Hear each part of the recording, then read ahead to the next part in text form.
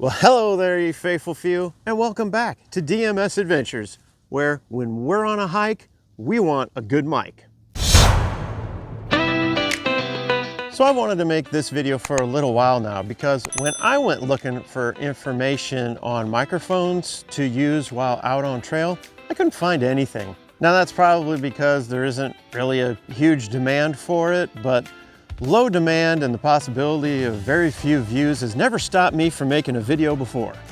Now, I never really liked the shotgun mic solution. We had a Rode Video Micro, and it was either needed to be pointed at me or out at the things that were going on beyond, and it never seemed to be pointed in the right direction.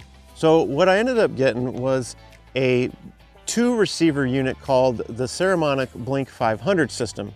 That worked for us for a while, but had a few limitations. And then at some point I saw that DJI came out with a 2-receiver dual channel microphone setup. Actually, I already did a kind of a first look video on this a while back. If you're interested in that, I will put that up here.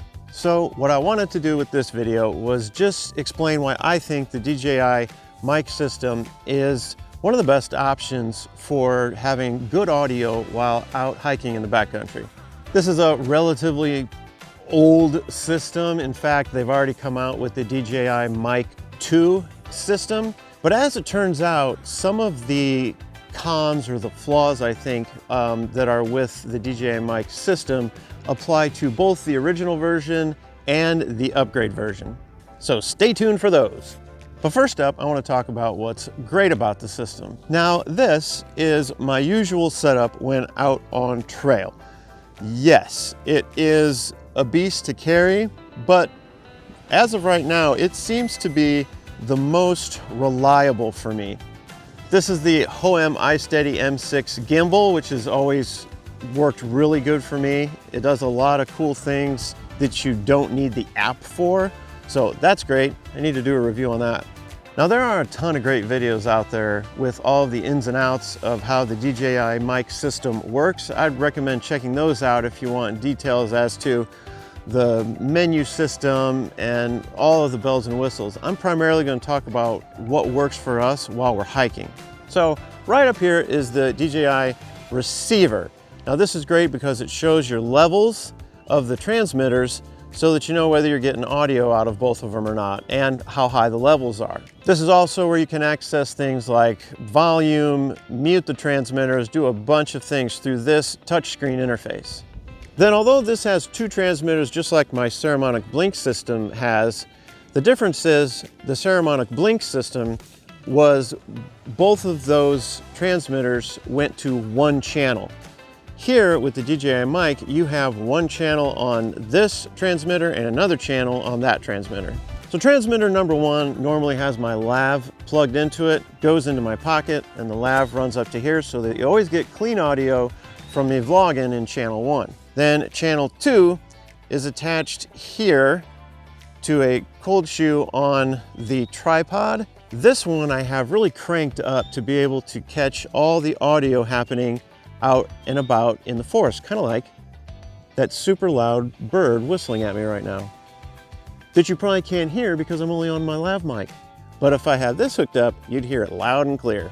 So what's great is when I get into editing, I can boost or lower the volume in my lav, or if someone else is talking out there, the Rugged Mountain siblings are being goofy, I can mute this one and crank up the volume on this one so that I can really tell the story with audio as well as with the video. So the best thing about it out on trail is that flexibility, both in what I'm recording and the fact that I can manipulate it so much in the editing process when I'm making the final cut of the video.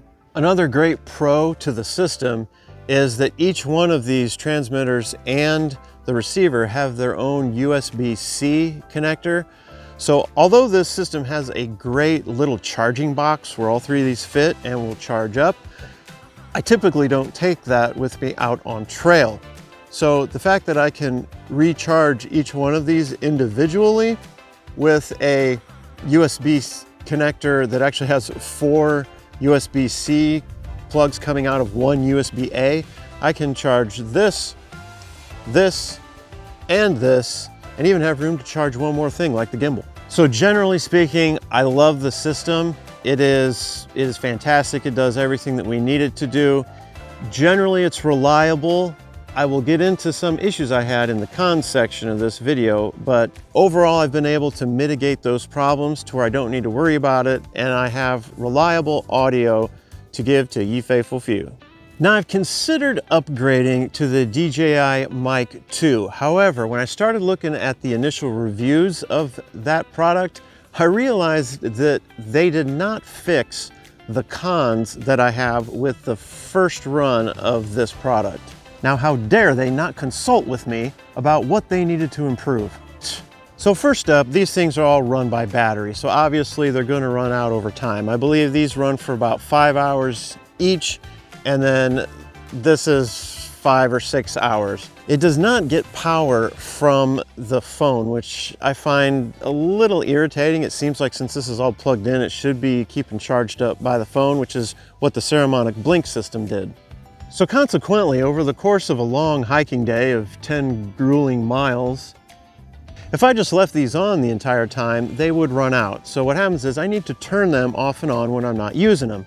If I want to stow this away on my shoulder strap and just do some hiking, I need to turn these off in order to just conserve some battery. So what gets really annoying is all 3 of these units have their own power buttons. So I got to go through each one, click hold till it buzzes on all of these to turn them off. Then if I see something that I want to get a shot of really quick, there's no really quick about it. I gotta sit and hold this one till it turns on, that one till it turns on, that one till it turns on, in order to get some audio in my shot.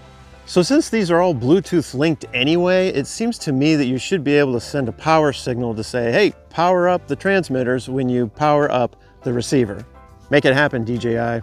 Another thing I find annoying kind of related to that is that the power button is directly across from the record button on the other side, because each of these are their own little recording device. Not only do they send to the transmitter, but they record on board, which again is pretty cool.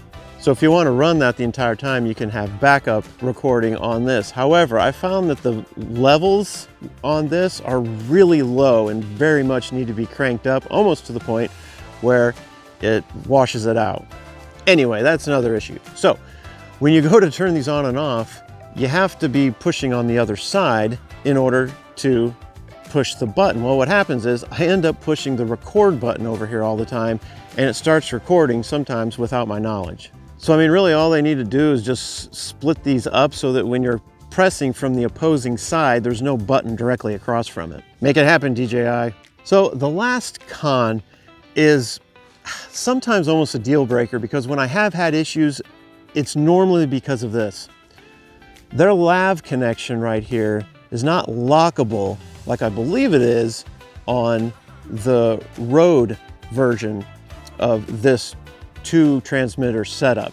So consequently, I've had several times in my pocket where this has just popped out and I get really crappy signal back and forth. It'll come in and out sometimes. Let me tell you, there's nothing worse than getting home and starting to edit and find out all of your audio is screwed up.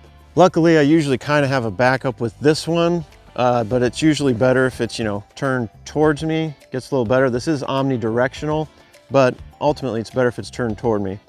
And the funny thing is, with these little mini dead cats on here, those do lock into place, which is great because they're not going to fall out.